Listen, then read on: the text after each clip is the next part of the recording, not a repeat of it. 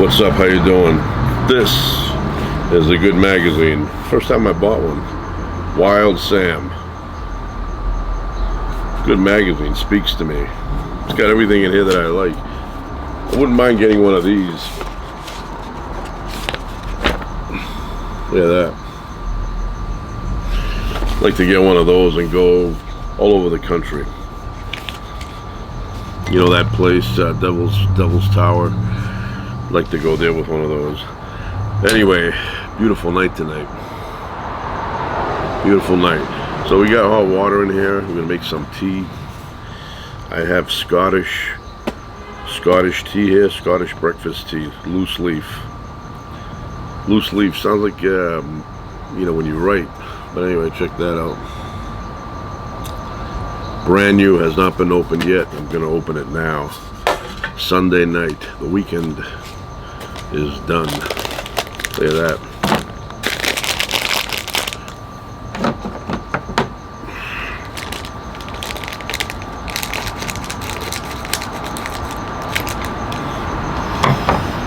Let's give it a smell, see how it is. Good. That smells great. That is great. Nice, nice. So we're gonna put it in here.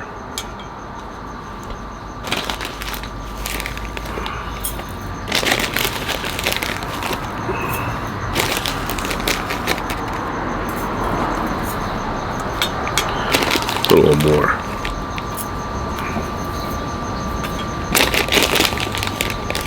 I should just empty the whole bag in here. Anyway, that's good. So we put it in here. Oops. Gotta spread the wings.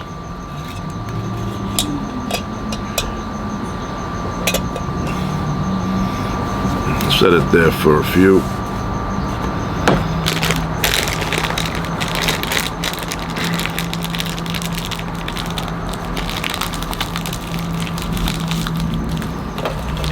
Scottish. You know what I think of when I think of Scottish? I think of haggis. I've never had haggis, but I would try it. Would try it. Seems like a very high protein meal with you name it. It's in there.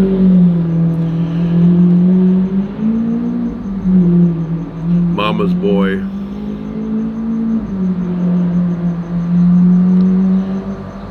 You know, people like that, they're really mama's boys, but they're trying to overcompensate. That's Joe Pesci syndrome. You know, like short guys with a extra tough. I knew a kid like that in school. He was about 2 feet tall, and he played the extra tough guy. And, you know, you want to tell him, you know, as long as we're on good terms, the tough guy act is okay, but if you get on my nerves, I could squash you.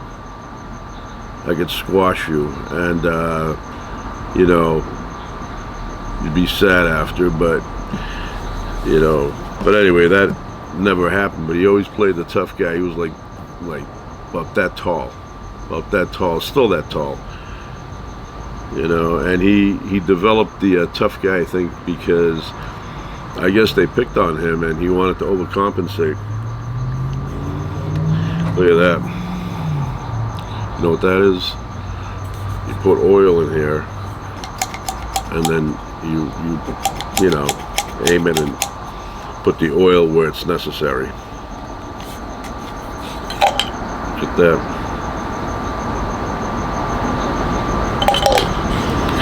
Yeah, you never know. I mean, now I have that WD-40.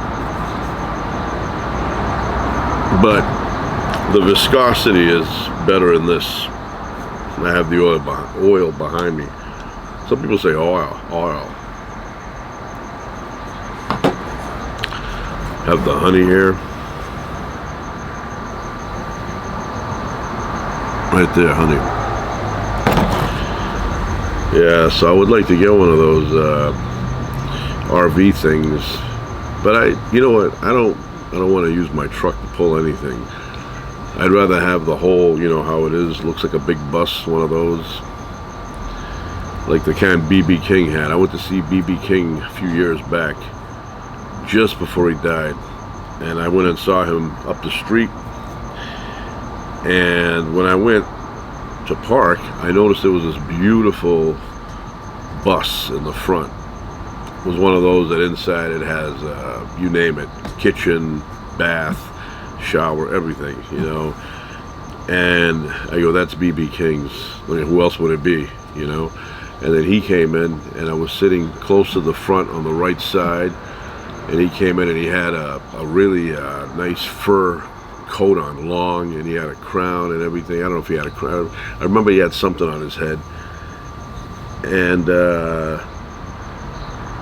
he had this throne, and he went right in front of the throne, and he was standing like this. And then a couple of guys came over. They took his fancy coat, and then he sat down and he started telling stories.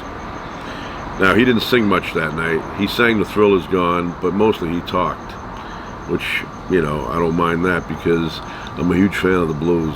A lot of people who know me, they know that. Muddy Waters for me was the top blues musician, blues singer. I really enjoyed Muddy Waters, John Lee Hooker, but there was a lot of them. I used to go to the House of Blues a lot and listen to the local guys. Some guys in New York would come and play, and I remember one time from Harlem, it was like 5 black dudes that were all 75 and up, and they gave such a good show. I can't tell you how amazing they were.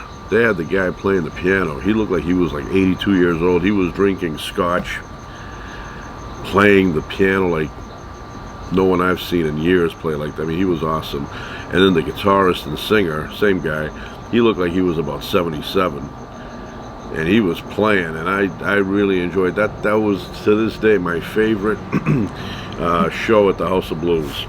Problem is, I didn't catch their names, so I don't think they're alive now, because this was back in 1990, 91. I do not think they're alive.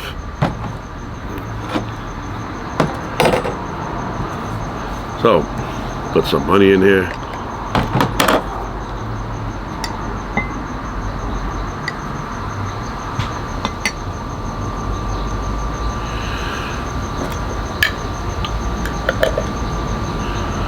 And I think it's been sitting 4 minutes, something like that.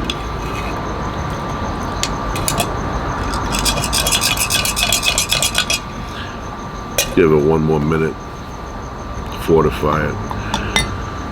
So yeah, I'm a huge fan of the blues. When I go into the record store, I do my round, because I like all kind of music. I'm not just rock and roll guy. I like, you name it. And eventually I roll around to the jazz, to the blues section, and I'll go through all that stuff. But Muddy Waters is on my list, the top. And I used to love going to the House of Blues, and I look at the ceiling where they had all the blues guys. I wish that I was around during the time when those guys were playing. You know, these little, and every city had them in the old days. Now they don't exist anymore, but they had these old blues bars that you would go in there, sit in the darkness, and listen to some good music. So, I wish they were still around. There's a guy that plays the blues, Ronnie Earl. Ronnie Earl and the Broadcasters. And when I was a younger person, I would go and see him play, you know, in all these blues clubs around town. I've probably seen him like 7, 8 times. He was an amazing, he's still around, but I haven't seen him. But he was an amazing guitar player. Amazing, how amazing. Look at that.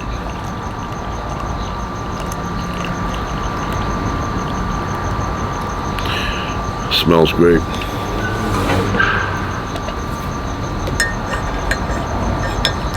Ronnie Earl and the Broadcasters. So I went through a period of 4 or 5 years. 4 or 5 years where I mainly listened to the blues, mainly.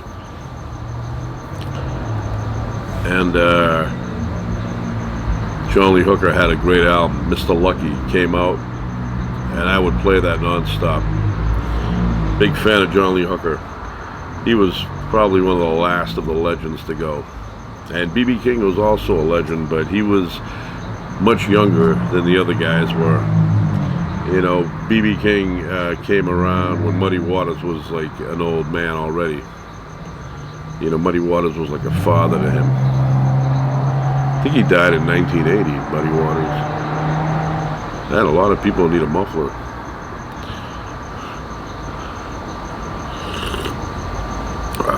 Delicious, delicious tea.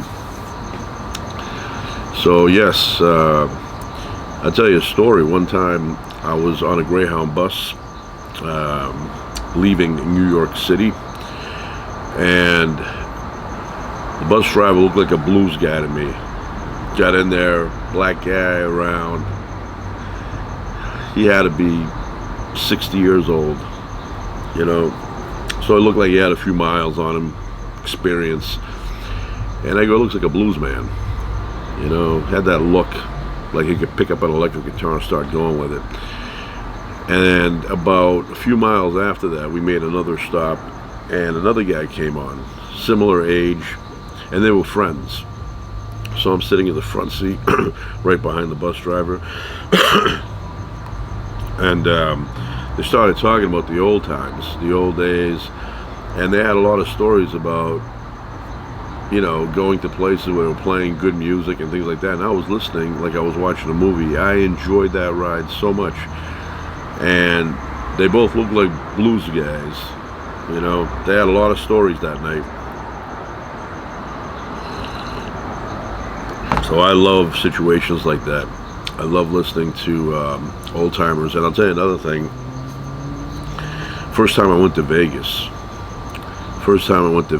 I was like 23, around there, by myself. So I was driving my little car, which I was having a lot of trouble with, and I was up where the border is of was it Arizona and Nevada, right? So I'm coming around all these, you know, rocky mountains, you know, massive boulders and everything, and it's getting dark. It's almost dark, but there's a little bit of light left. And as I'm curving down, they start playing Van Halen, Pound Cake, and I could barely get it. I was trying to adjust my little crappy radio to pick up the signal, but that's where I heard that song up there when I was coming down. And then I passed over the dam, and as I'm heading down, I noticed the lights of the city, and I go, wow, that's so cool looking. So I ended up finding a little, you know, hotel, cheap. It was like 20 bucks a night. Went in there, got a room. I was tired. Got up the next day early and went down to Vegas, the main strip there, and started walking around. And, you know, it was like my first time, so I was all amazed, you know. It was like checking it out. I'm not a gambler, so it didn't really matter to me if I had a lot of money, because I wasn't gambling. And when you're by yourself, after a while, you know, it's like, what am I going to do now? So I went into Caesar's Palace, and for some reason I thought I was sneaking in, but I wasn't. They allow people, you know, from outside to come in. I thought that each hotel only allowed people that stayed there to go into the lobby, but that's not true. So I was in the lobby thinking I was sneaking around. I was always looking over my shoulder, making sure, you know, and it was all in my mind. Wasn't sneaking around, because I had, you know, what do you call it? I don't want to say legal rights to be there, but I had the right to be there, you know, as long as I wasn't doing anything wrong. And they had a statue in there. That statue still exists, of Joe Louis. And I was looking at the statue, and all of a sudden, 5 or 6 black guys, older guys, they gather around, and they were talking about old fights. So I go, this is my neighborhood. I know old fights. I know new fights. I know old boxers. I know new boxers. So we struck up a conversation, and I was glad to have that conversation because I was by myself for days and days and days. So it was good to talk to somebody, and we hit it off. We hit it off, and they were amazed at how many things I knew about the old-time boxing, the old-time boxers and boxing. And one guy says to me, "How do you know so much about this?" I go, "Well, my father and I are big fans. We love the sport." And so we had a conversation there for quite some time, hour and a half or so, and it was late at night. And then they gave me like a pat on the back. They go, "All right, we're going to get to sleep. It's late." And I said, "All right." I was trying to prolong the conversation because I knew once they left, then I was going to be wandering around doing nothing again. So they said bye. I never saw them again. But I really enjoyed that conversation. It sticks out. We talked about everything. We talked about the old-time fighters. We talked about the new fighters. And they had good knowledge. I had good knowledge. So we kind of interacted in a way that was, enjoyable. I'm a big fan of that. I'm a big fan of running into these old-timers. Now I'm getting to be an old-timer. So, but when I was young, these guys back then were in their mid-70s, maybe even older. And so they had seen a lot of the guys I was talking about from the old days. We talked about Joe Frazier, Ali, Ken Norton. We talked about Joe Louis, the actual statue, Rocky Marciano. We talked about Jack Dempsey, Floyd Patterson, Sonny Liston, you name it, Marvin Hagler, Sugar Ray Leonard, Roberto Duran. I think we might have even mentioned Carbajal in there. But yeah, Jack Dempsey, Firpo, talked about that. And like I said, great conversation.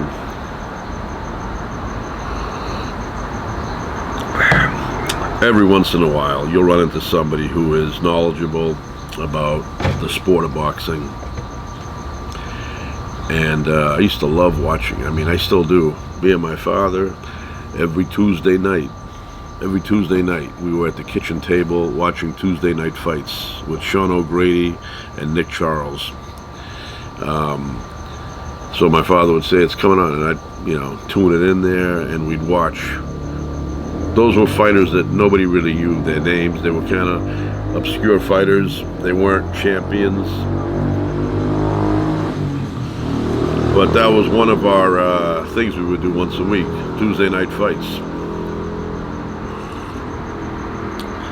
Another thing we did, the rodeo. We used to watch the rodeo. There's that guy that we liked a lot, Ty Murray. Is that his name, Ty Murray? Got injured. Then he did all his calisthenics. He made a big comeback. And we used to watch bull riding at the rodeo. Sometimes even horses, but we really enjoyed the bull riding. Me and my father would sit at the kitchen table and watch the bull riding show, rodeo. So that, and then when I was really young, I'm talking like kindergarten and on, me and my father would watch the legends, Muhammad Ali. We'd watch Joe Frazier, Ken Norton. My father went Ali because he loved Ali, and he'd call up the neighbor. We had a neighbor who lived 2 houses over from us. Father would get on the phone and he'd say, "Hey, Ali's fighting tonight." Click. And Ali would fight at 11 o'clock at night, and I thought 11 was like a crazy. I'm like, "When's he fighting?" And like my father's like, "Very soon, very soon." Well, I'm thinking I'm getting sleepy here. So the fight would come on and I would watch it. I loved watching those old fights. And Ali, it seems like yesterday, but it's so long ago that Ali was champion. I even watched that very sad fight, the Leon Spinks fight. He was way past his prime, I'm talking about Ali, and he lost to a guy that had limited experience, Leon Spinks.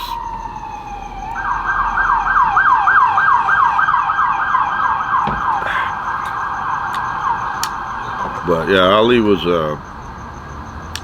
early on he was difficult to deal with in terms of you couldn't have a good conversation with him without him getting into the heavy topics.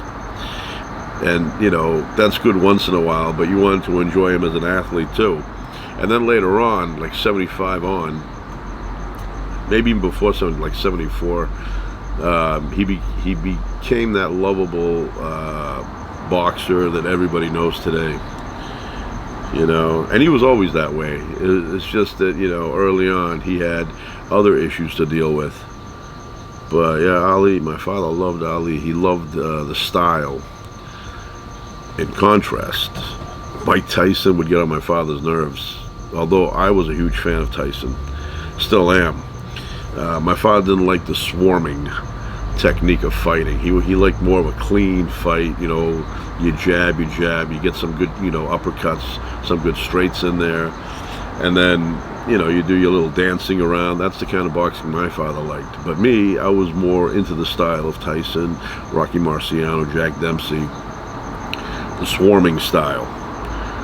These are shorter guys that are able to swarm you, and all these punches are coming from different directions that you can't even handle it, so you go down, no matter how tall you are. But yeah, Tyson was, so in the mid 80s, I would get home at night, and I wasn't really a late guy. I would come home reasonable time, and my father would be in the back room with the TV on watching USA Boxing. And USA Boxing featured Mike Tyson a lot. So I'd sit in the back room, we had a couch, and my father would say, "Tyson's fighting tonight." This is way before he became champ. And so I'd watch it, and I was, captured by his style. He had a similar style as Rocky Marciano. That swarming, where Rocky Marciano would tilt because he was short, had short arms, so he would always tilt. You'd miss him with your jab, and then he would come in and swarm you. That's why those guys had to be in really great shape. They had reach was, very, very short reach, but they were able to go after the body. And the second they went after the body, they were able to hit you in the head and knock you out. But yeah, I also like Larry Holmes. Larry Holmes, champion of the world 7 years. I think he had like 20 title defenses. Unheard of these days. And then he fought Michael Spinks. Michael Spinks beat him, in my opinion, the first fight they had. But then, in my opinion, Larry Holmes won the second fight decisively, and they still gave it to Michael Spinks. And then Mike Tyson comes around and knocks Michael Spinks out in like 91 seconds.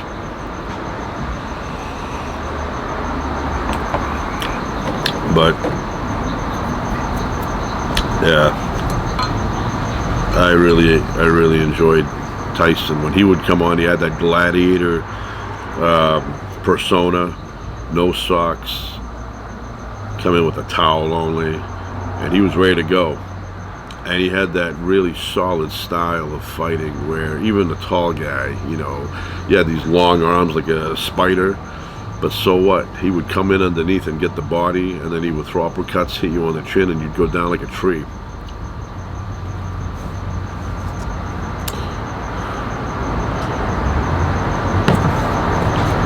That's the style I like.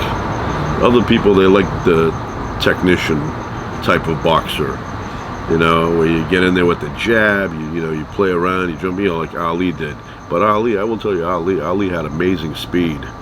If you look at some of these fights he was in his prime, as a heavyweight to have that kind of speed, I mean, he was fighting like a middleweight. The hand speed was amazing. He hit Sonny Liston, they call it the Phantom Punch, and everybody thought, even Rocky Marciano thought it was a fixed fight. It was like, I don't think he hit him that hard, and I think Liston went down intentionally. Nope, that is not true. If you look at the high definition tapes now, where they slow it down, you clearly see Muhammad Ali, and I think he was Cassius Clay back then. He hits him, and he hits him hard, but it's so fast that when you see it in real time, it doesn't look like he hit him. That's what they call it, the phantom punch. But if you look at the fight now on remastered tapes where it's crystal clear in slow motion, you see the shot, and you see Sonny Liston said vibrate.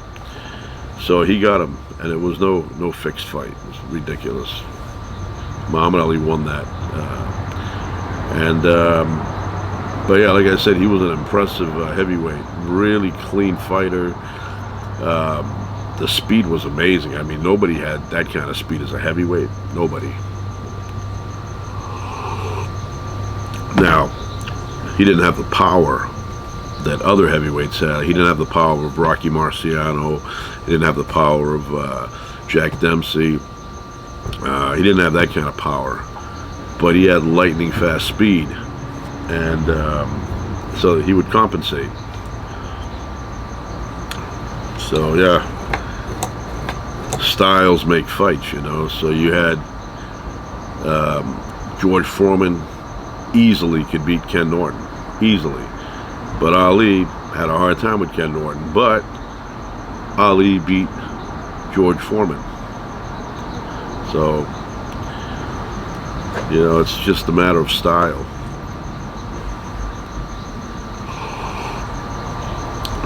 Always wanted to meet those old timers, you know, go into a room where you have Ali, you had Frazier, you had Rocky Marciano's before my time, but if he didn't get on that airplane, he would have lived. So I could have met him if he didn't get on the plane. Marvin Hagler, love to have met him. Who's another guys like Tommy Hearns. Tommy Hearns a little bit, you know, having issues now with his cognitive performance. So a lot of shots to the head there, especially with that Marvin Hagler fight. That was a vicious fight. 3 minutes, 3 rounds like that. That was crazy. All out, all out. Any one of them could have knocked the other one out. I mean, if Tommy Hearns had hit Hagler clean a few times with those power shots, he would have knocked him out. He wobbled him, and then Hagler got cut.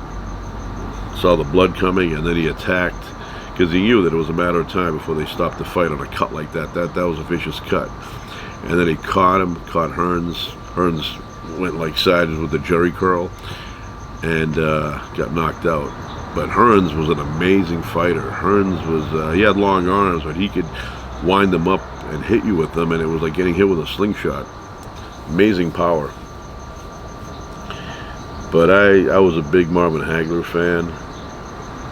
I'm trying to think who was another one that I really admired in my time.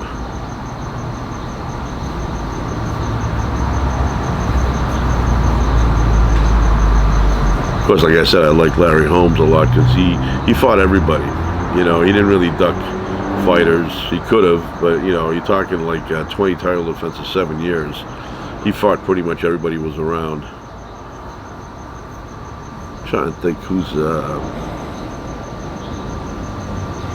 Hey, Ray Boom Boom Mancini. He, before the Bramble fight, Bramble was at Livingston, Mancini was really, really sharp. Then he had the Korean guy that he fought, and the Korean guy died, and that changed him. He wasn't as aggressive anymore. It does something to you, you know, where you don't want to hit as hard because you don't want to have the same outcome. And to this day, he's affected by that, even though he ended up going to South Korea. The wife at the time was pregnant with the son. He went and met the son in recent times. So he was a great fighter, a lot of heart. My friend met him one time. My friend worked at Sears, back when Sears would make money. He worked there, and one day Ray Boom Boom Mancini showed up at that Sears, and my friend met him. He was telling me about it back then.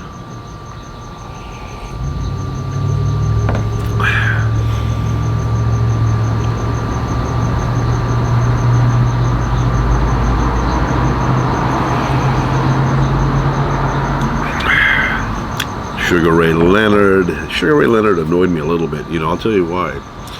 Great fighter. Had that detached retina, so he had to retire. Then he came back. But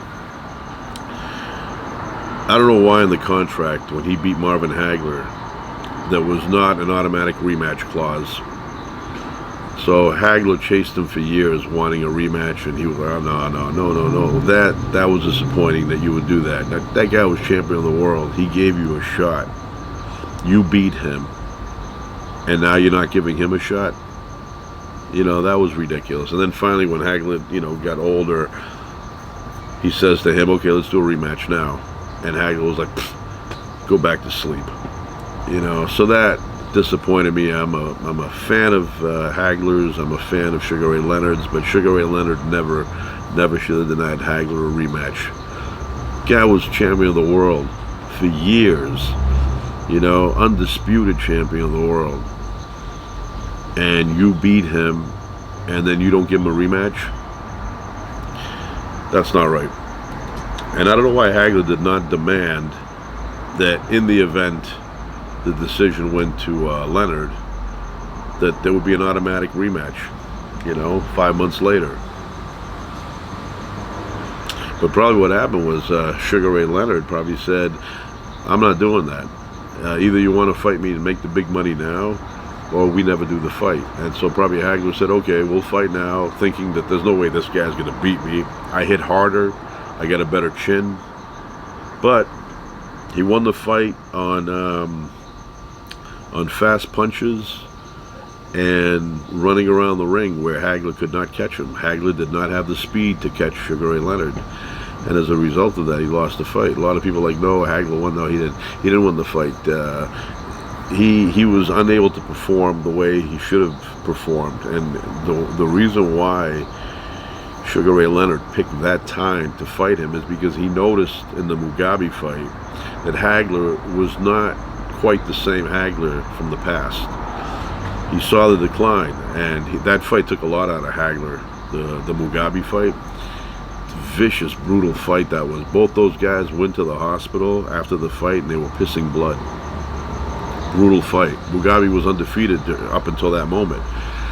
And so Sugar Ray Leonard was watching that, and he said, yeah, this is the time to fight him. This is the time to get that big payday. And he did, and he beat him. But he beat him. He beat him because Hagler was not the same Hagler. If he had fought Hagler 2 years before that, Hagler probably would have knocked him out. You know, so that's the way it goes. Anyway, that's it for now. Another weekend over. Wrap it up, put it aside. The memories will last, but the day is done. So Sunday is pretty much done. Yeah, nighttime. So anyway, ciao for now.